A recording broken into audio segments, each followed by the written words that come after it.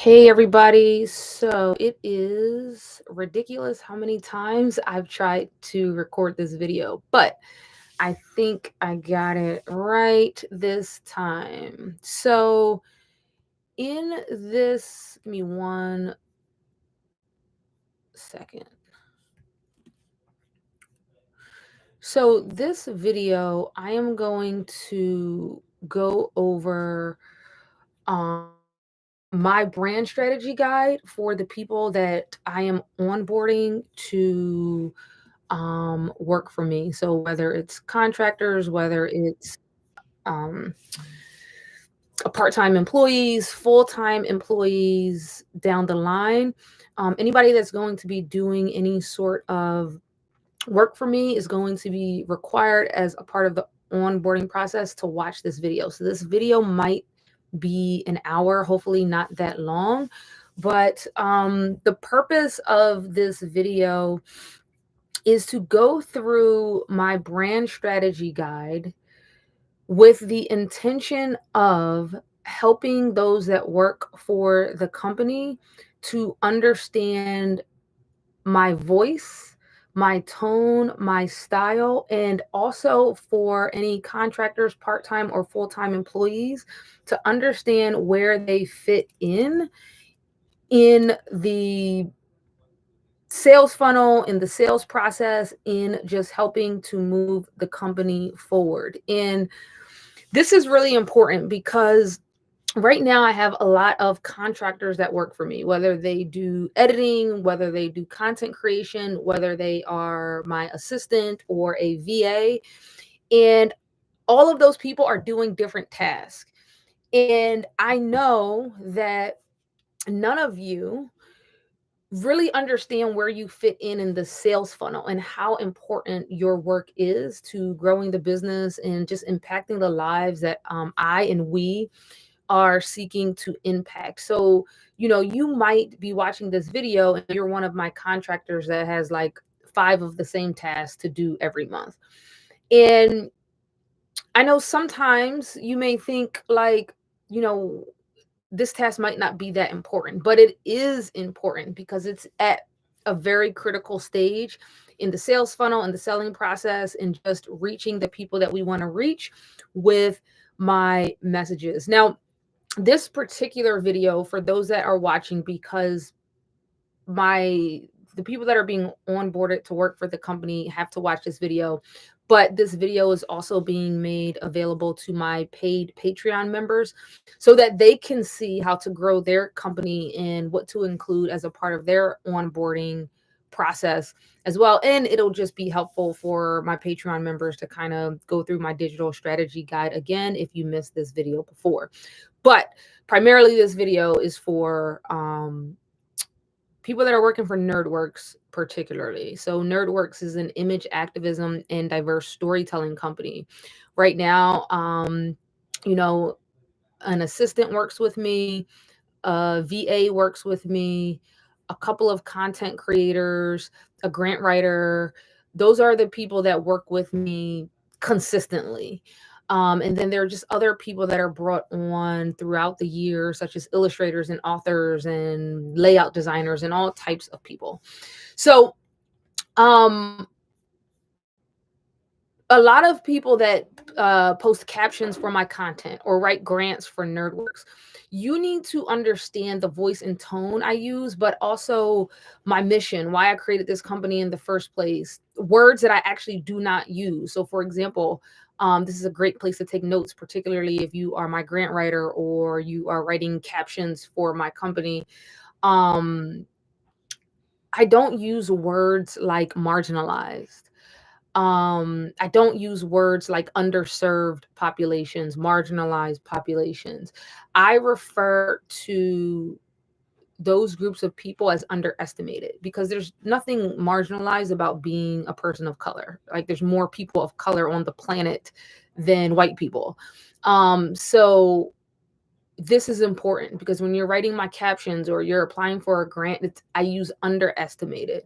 And as we go through this, there'll be other words that are probably important for you to write down to understand. So let me share my screen. I'm just going to go over to my brand strategy guide, so we can go through it. And again, this is important so that you can see where your tasks really fit into the sales process and how important they are. Because you might be thinking, oh, I just gotta, Dr. Howard asked me to do these follow-up emails, and I've had a situation with a VA where he didn't do the follow-up emails during my book launch. And that was really, really important. And so hopefully this will show you how important, critical, and urgent the things that you are doing are, even when you might not feel like it's that important of a task. So this is my digital brand strategy guide, which is the business plan. Like, I can hand this to an operator that can kind of run my entire business, ideally, and because this is that kind of complex. So every year the goals of the company may shift a little bit. So depending on when you're watching this video, I'm recording this video in 2024.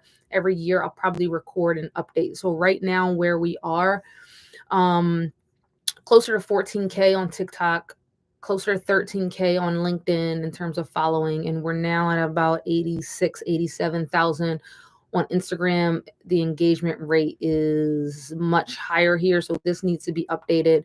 And Twitter can probably be removed and changed to Threads, because I'm no longer using Twitter. Again, these are important things. And again, this is just for the NerdWorks company. I know some of you watching this video may also work for me with my other company, Power Your Research. So this is specific to NerdWorks, which is just the name of the company that is my personal brand.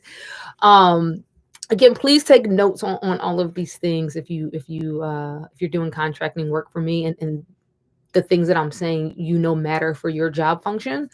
So the goals of the company as of 2024 is going to be brand partnerships and grant funding. So this year I hired a grant writer, who this particular video is super important for the grant writer in terms of voice and tone. Brand partnerships. So I've actually invested in a co-working space that I'm a member of, and just created my own brand deal. So my logo will go on there, in a couple of places in their space. And brand partnerships are an important goal for this year, because I am in a brand awareness goal. I want to see how strong my sales funnels are. I actually want to break my sales funnel so that I can iterate and make them stronger and better. So ideally, for example, we'd have so many people joining Patreon every month where, like, we can't handle the workload with the current team I have.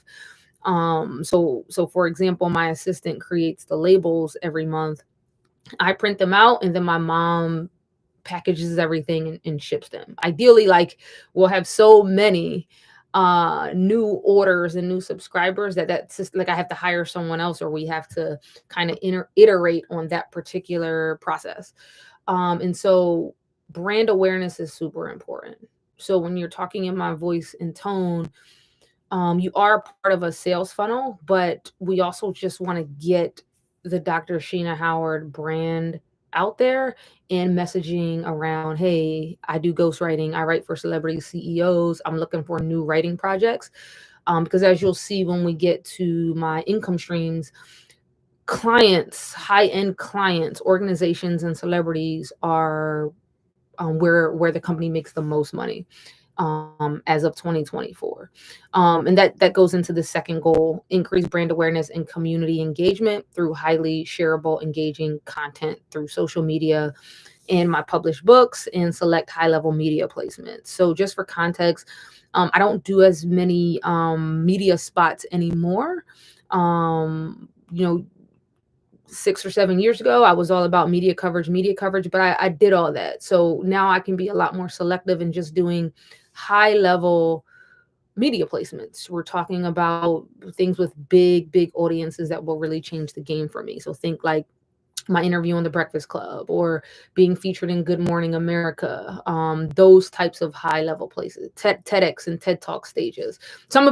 All of those examples I've already done, but those are the types of high level media placements that I'm looking for in the future. So if someone's watching this and you're my brand manager, or you're some sort of talent agent, that's where we are in 2024 in terms of what we're trying to do. And then the third goal is for 2024 is to increase revenue by improving sales funnels, which we talked about, 200K in book deals. And by book deals, I mean, um, they really should be client deals, but writing books for other people, publishing my own books, self-publishing books, and generating income that way. Um, we're probably we are halfway there this year with the client deals, and so that's good because we're not even halfway through the year, and we've already reached half of this 200K goal. We might even be further along than halfway, but minimizing low income opportunities and maximizing high income opportunities, that's self-explanatory. So um I'm not doing speaking engagements for less than $10,000 for a 1 hour talk. Someone had a call with me this week and they wanted me to write their book for 25,000. The minimum rate is 50,000. Now that doesn't mean that I can't outsource that project, which I probably will, to one of my writers, and be able to get a writer who can charge less, and then I facilitate the entire process. So that also is an area that I'm looking to build out, putting my network on, other writers on. Hey, you can take this project because I can't do it. It's not the rate that I'm looking for, but I'll facilitate the whole process, take my cut, and I'll pay you 15K out of that. So that's a deal that I'm working on now. And when I say minimize low income opportunities, it's not necessarily to just say no, but it's that I won't be doing the brunt of the work. I'll be focusing on the high income opportunities. And then creating community is a super important goal. So the people that are watching this are, of course, the people that are being onboarded to work for the company. But this is also available to my Patreon members because this is super important for you as you think about growing your business and outsourcing. But these are the types of things that you need to do when you're onboarding, not at the very beginning. Um, but as things go on, and when you start to have a lot of contractors and part-time employees, it becomes a lot to manage. So if I could just record this video once and then send it to everybody in the onboarding process, I'm saving myself a lot of time, and a lot of their questions that they would ask me can be answered in this video. All right, so let's go to the next part of this. Oh, sorry. My bio. This particular part might be like, oh, it's just her bio, let's skip it. But for example, my grant writer, it's really important, if you're applying to things for me, if you're my grant writer, or in that kind of role, or you're my assistant sending a pitch email, or you're my brand manager, something like that. It's really important that we focus on highlighting the top level opportunities and accolades that I have, as opposed to the smaller ones. So for grants, I always like to mention that, hey, NerdWorks has written for DMC from Run DMC.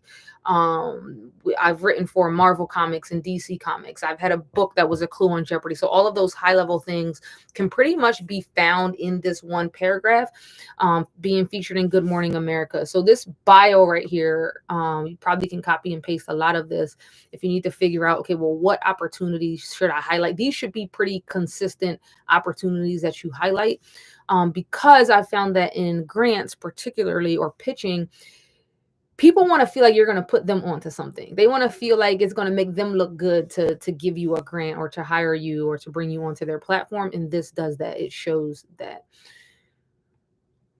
All right. So these are my brand guidelines. So yeah, I mean, if you need my logo, it's here.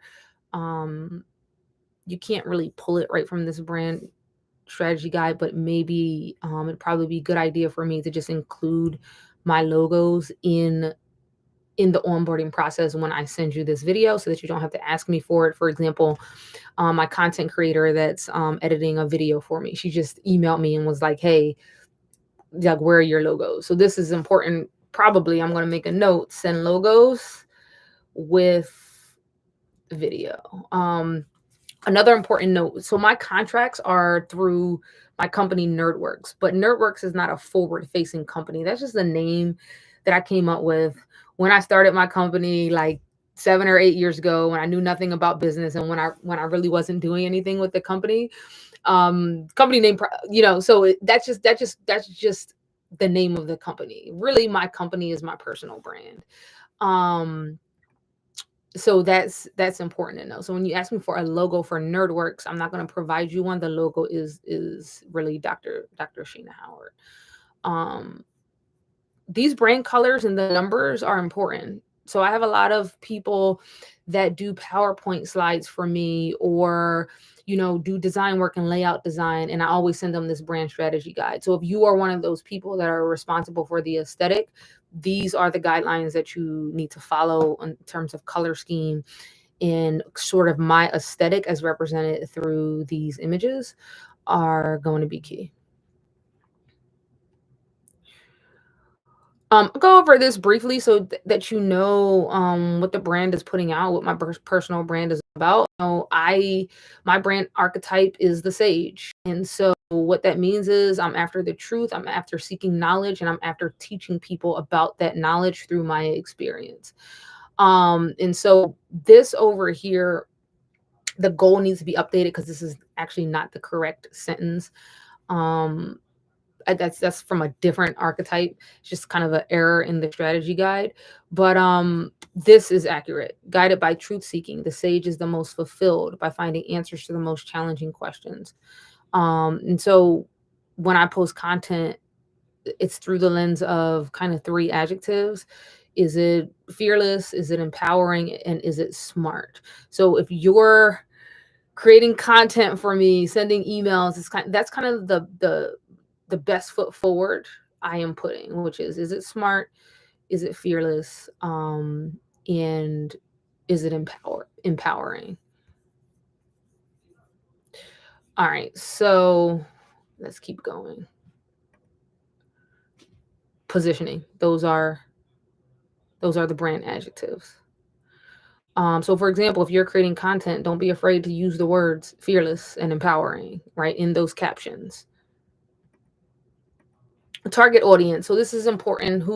These are the individuals I am targeting, not necessarily business to business, which is a different conversation. But if you think about the people that are in my Patreon, if they see this slide, they would see themselves in here somewhere, right? So people like me, people in the community like to create content, or at least try to create content that's important to them. They may be interested in helping people through starting a coaching or consulting business. They may be interested in headlining events and speaking and getting their voice out there. They spend times at networking events, whether it's in the online space or in person. They spend time at academic conferences, anything that's going to help them grow as a person and entrepreneur and kind of get leverage for their ideas. They like to do things like that. Typo here. So as I go through this, I'll see all the updates that I need to make. That's kind of cool. We say things like brand, purpose, legacy, right? We talk about vision and equity, right? We care about everybody, POCs, everybody kind of being positive, right? Public intellectual or being a thought leader in our field might be something that's important to my target audience. And that's where so for people that are trying to understand the connection points of my brand, it's like, these are the people and this is what they do. And this reminds me of the type of content that I need to be posting, the type of messaging that I need to be putting out. So if you're thinking about, hey, what should I say for Dr. Howard in this grant? This is a great slide to understand who I'm targeting and what I'm trying to do. I want to catch people on the day that they want to give up on their creative journey or the thing that they want. I want my video to pop up to say, hey, don't give up, or to say, hey, here's a strategy to just keep going one more day, right? All right, where can we be found online? Twitter can probably be X'd out here when I do the next update of this brand strategy guide.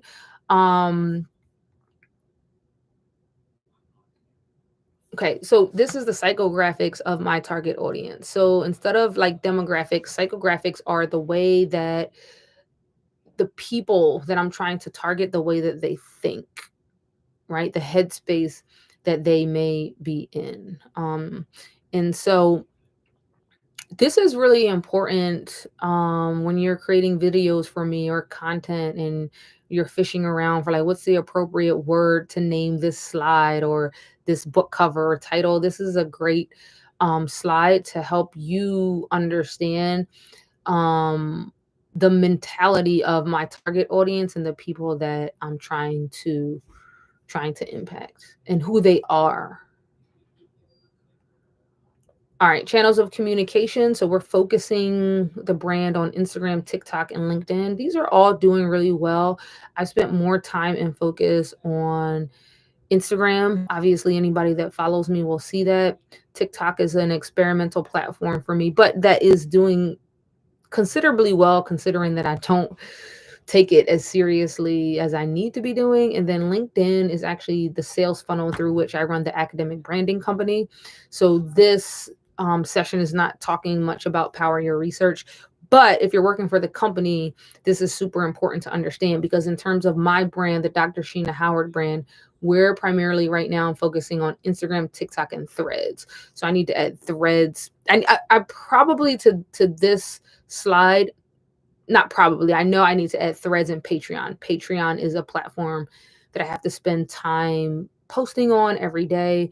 And so when you're thinking about ideas as someone that works for the company, you want to try to integrate or bring ideas to the table that focus on these particular platforms: Instagram, TikTok, LinkedIn, and Threads. All right, in terms of content strategy, so you can see where things fit in and where they are. So lots about the hero's journey, right? Going from A to B. So I post a lot of storytelling content. Here's how you go from A to B, or here's how I went from A to B. And so that's what we mean by the hero's journey. I was here, then I was here. I was in debt, and now I'm here. Here's what I learned. I didn't have any books published, and this is how I published my first book, and here's what I learned. That kind of thing. So the breakdown of my content strategy: 10% hero's journey, 60% advice. So advice is like straight advice. Here's how to do a countrywide tour of your documentary. Here's how to make 20K on your documentary. Here's how here are the steps I took to be able to write for Marvel Comics. So this is straight like educational content where I'm saying, hey, do X. This is how I did X, Y, and Z. And then services or products. These are the sales posts. Hey, I have a course on Udemy. Hey, did you know I do one-on-one coaching? And so for anybody that works for the company, you want to keep this content pillar strategy in mind. It's mostly advice. 10% my story, my hero's journey story. Here's how I went from 0 to 100 and did this thing. And then it's selling, right? And selling literally like, hey, DM me the word Wakanda if you want to get a copy of the book and jump into my Patreon. I use the 3H system for social media. So, for example, my assistant or my VA, I might say, hey, schedule these 50 pieces of content by Monday. You are a critical part of me keeping up with my social media strategy. I can't do it all on my own. Another example, I have a VA that keeps track of my Instagram posts. Like we have a scorecard spreadsheet, and his job is to record how many pieces of content I'm posting every day. So that way I can go back and track, okay, I posted this many pieces of content in April. And in April, I got 5 leads for speaking engagements, 5 leads for writing projects, and 10 new Patreon members. After a while, I'll be able to then go and compare, okay, in April, I posted this much content. In May, I posted this much content, and these were the different results. So for my VA currently that is keeping track of that scorecard, this is super critical for you to be consistent and do it every month on time, because it probably will take me like 6 months to be able to glean any relevant data, but I'll literally be able to go back to that one scorecard and see what I did on the platform Instagram and see the results and start to make connections. So I know we had a bit of a rough spot with the VA at one time because I just didn't feel like, I don't feel like he knew where he was at in the sales process and kind of how important this kind of mundane task might be. But this is why keeping track of the social media posts is incredibly important. Right? Because if I don't know how much content I need to post to say make $30,000 in the next couple months, then I can't pay you to work for me anyway. So it's super important. So these are just examples of hero content. If you're ever creating hero content for me, hero content is posted 3 to 4 times a year. This is going to be high production quality. So this is where I'm going to bring in kind of the high level, filmmakers, producers, videographers. This might be around a book launch. This might be a video around work that I did for a client that I want to showcase. That is definitely a video that I'm going to have to post this year, kind of like a client one-on-one interaction about how they love the work. And so, yeah, so right now I have a couple of content creators. One actually does video editing for me on a pretty much daily basis. And then the other does some of the bigger projects. But either way, if you're an editor working for me, content creator of some sort, you can expect hero content 3 to 4 times a year. And so look out for that. But that's what we're doing with the content strategy. Hub content is going to be at least once a week. And so this hub content allows me to get the consistency. I don't really do this part of the 3H system. Actually, I do. I was about to tell a lie, y'all. Hub content is something that you're going to post. I feel like there's something in my teeth. Hub content is something you're going to post once a week. So for my content editor that does the Studio Q episodes, so I release a Studio Q episode once a week, and it is basically answering the community's questions. So there's a Studio Q form on my Instagram. People type in questions, and that makes up the show. And then Kyle, who's the current editor that does this for me, we'll go into the studio probably like once every, I think, 6 months, and it'll be like 40 questions. He'll record them, he'll chop them up, and then right now my assistant Madeline will schedule them. So this hub content is the consistency, right? So let's say you're a financial person. Every Friday you do Finance Friday. Every Friday, somebody that's really into finance and your thing is going to come there and expect you to do it. And if you're not consistent, you've broken the trust. And so this hub content is really about building trust and giving people something they want on a consistent basis, where they know, even if they stop watching your content for 6 months, they know on that Friday, you're still going to be doing your thing. And it's that trust that really allows people to buy from you in the future because they know you're not going anywhere. For me, that hub content is my Studio Q series. And then there's help content. So help content is content that you're really going to post every day. And help content is exactly what it sounds like, answering people's questions and helping them. So help content can be a range of things. If you go back to that slide that I showed you here, really, you can turn help content into any of these. So like if I'm going to promote to you one of my Udemy courses, I might spend 30 seconds of the video teaching you something about what the course offers, and then, selling you on the link, click here to join. So help content, you see my talking head videos most days, that's help content. And you can really just go back here and turn any of this into help content, whether it's the hero's journey, advice, or services and products that I'm trying to sell. I really, really have learned that even when you're selling something, give people value in the content in terms of teaching them how to do something. Imagine this: if you teach someone how to do something, really, you give them a little bit of advice and say, hey, go do this and see if it works, and they do it and it works, and you gave them that advice for free, they're going to be very eager to come back and pay for your stuff, because they're like, yo, if the free advice is this good, the paid advice must be even better. So you can think about it like that in terms of my sales strategy and kind of the 3 pillars of a sales funnel. which is brand awareness, brand trust and credibility, brand customer. I remember the sales funnel by calling it the 3 Bs. So brand customer is really just conversion, turning somebody into a customer. So as you're working for NerdWorks, like, you can probably figure out what you're working on and how you can probably figure out how what you're working on fits into these different buckets of the sales funnel. Um,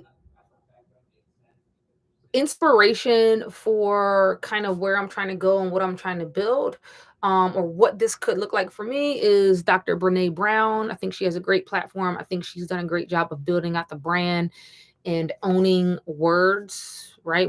If you know Brene Brown, she kind of owns the word vulnerability, right? She's done a TED talk on it.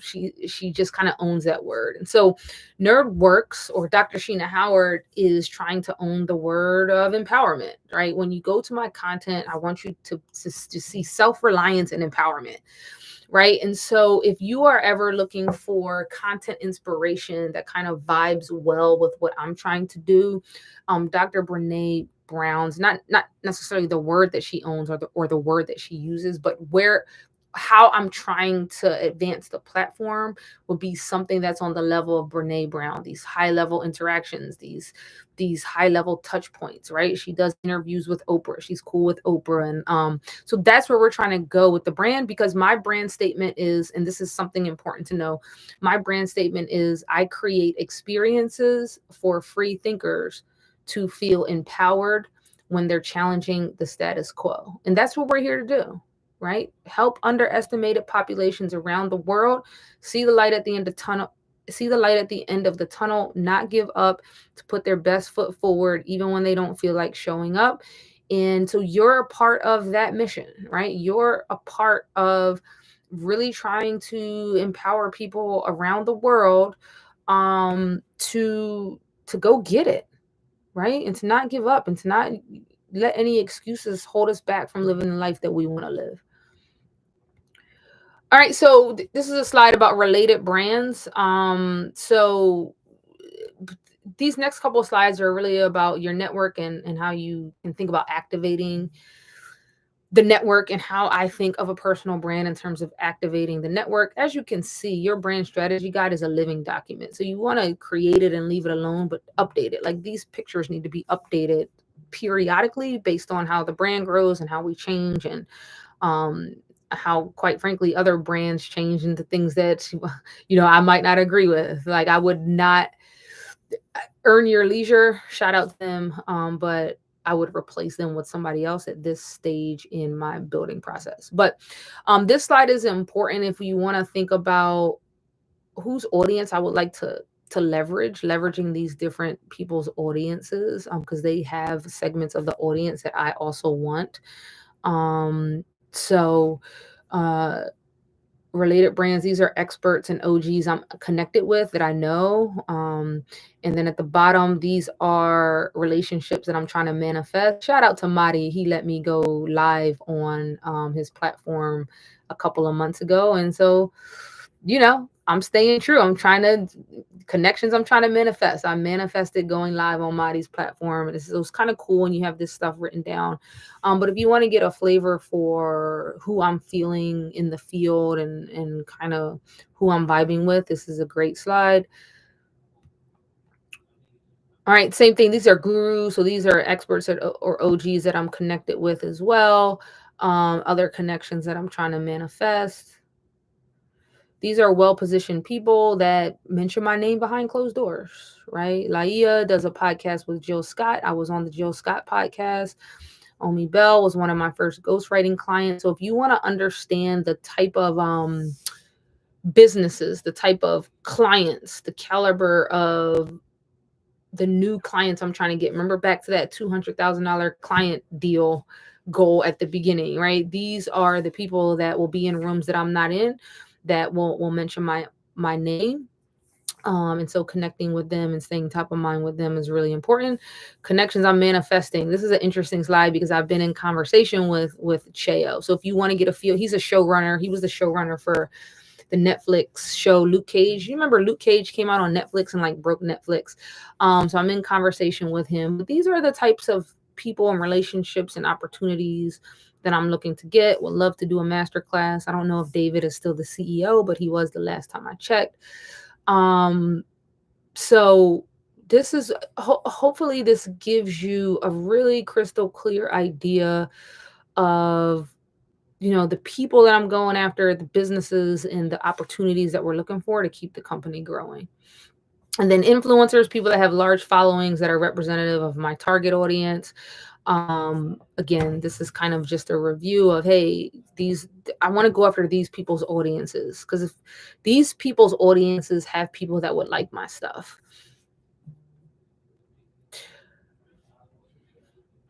All right. Obtained earned media. So, I've been on an HBO Max documentary. Back to the beginning of the goals where I said I'm just doing selective high level media outlets. This is what it would look like. So if you're working for me as a brand manager or something like that, stick to this tier of media placements. Or if you're pitching, stick to this tier of media placements. Desired earned media. These are places that I would love to be featured on. I would definitely have to go back and swap out the table. I'm not feeling Anthony anymore. I unfollowed him a long time ago. Revolt, I'm having a little bit of issues with too, for reasons that you probably would understand if you just Googled really quick. But those will be swapped out. But the other ones are definitely places that I would like to be featured on, to do interviews with, that kind of thing. All right, now this is the sales funnel. So this is the last slide, right? So if you're working for me, you're a contractor, part-time employee, full-time employee, everything that I showed you up to this point gets us here to reach these income goals. So we're in 2024. We're doing really, really well. So I said my paid speaking goal was 50K this year.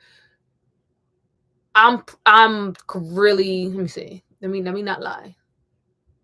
Yeah, I'm going to blow that number out of the water this year. I'm pretty much at 50K. Like, just off the top of my head from the speaking engagements that I'm thinking of right now without even looking down at a piece of paper, really close to 50K right now.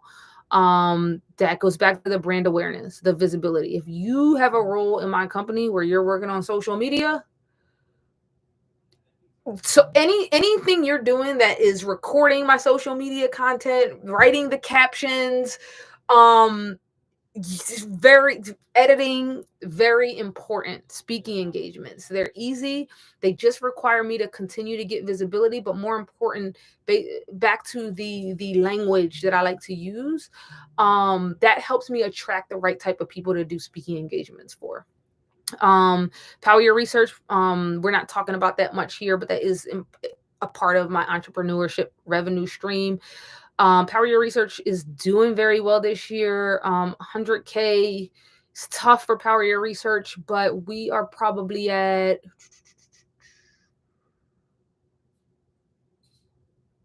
we're doing better than any other year. I'd say we are at 40K with Power your research, which is not bad at the recording of this video. We're not even halfway through the year. So 100K is a stretch for Power Your. I've been trying to get to that 100K mark for just the Power Your Research company, and we sit right around 50K. This year we have a really big opportunity to reach the 100K mark or get really close. But some of you watching this video, you do work between both companies, so NerdWorks and Power Your Research. For example, the VA schedules my writes and schedules my weekly blog posts on the website, keeps track of those on a scorecard. And again, that's going to be super important for me to look at the Google Analytics to say, hey, posting this blog post led to, this number of traction, so that I can get people into the program. We're wrapping up soon because I got to go to professor salary. If I just show up for work, I make my yearly salary. I include, for my revenue streams, this is important to know, I include my job because my job is an asset. And so my $1 million net worth this is it, right? It's the full-time job that allows me to do the entrepreneurship stuff and kind of stack away my retirement. And then it's my speaking engagements, Power Your Research company, and then the NerdWorks brand. So down here, brand deals, sponsorships, grants, we're looking at 30K a year. We are behind on this 30K a year for sure. I think so far I have 10,000 worth of grants. Did pick up the grant writer. The grant writer has been doing great work, applying to lots of things. Nothing has turned over yet. So we're at, I guess we're not behind. I feel like we're behind. I would rather be at like 15K at this point, but I'm an overachiever and we're at 10K here. Um, I don't, so I don't have anybody working on brand deals for me. Um, so that's the area that I'll probably be hiring for next year. So that we can make sure we hit these goals. Membership community, that's going to be Patreon and my digital course. I have one digital course on Udemy. We're looking at 15K a year. We're there. Some of these goals are aspirational. We'll probably be more close to 12K this year, but we'll see. It's doing really good. Membership is consistent.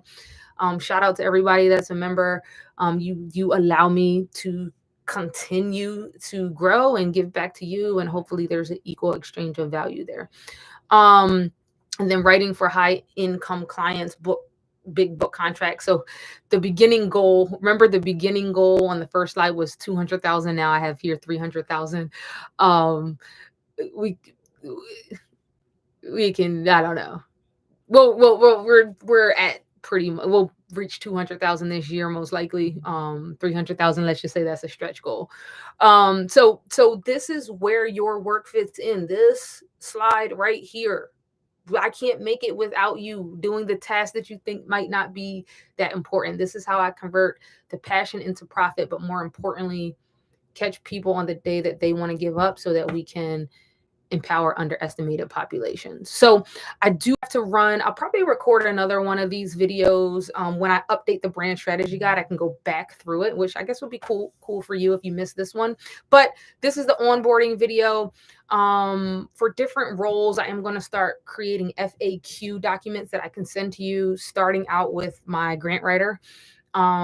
So we can make this process of working for NerdWorks more seamless. I hope this helps.